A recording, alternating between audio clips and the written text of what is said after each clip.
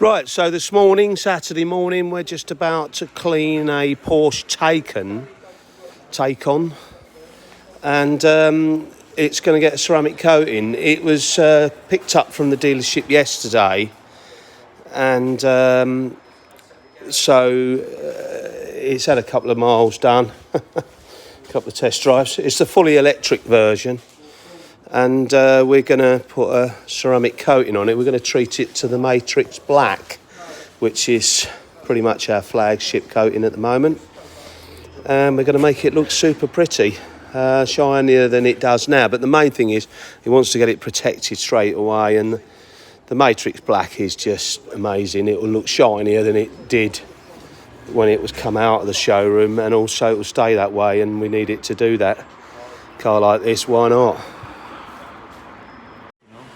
Right, so it's had a coating of Matrix Black, and it looks absolutely even more amazing than it did when it was brand new, which was only a couple of days ago. Well, actually yesterday, that's when it was collected from the dealer. It was delivered to the dealer a few days before, so it is as close to brand new as you can get it. In fact, it's aging as we speak, but it still looks shiny.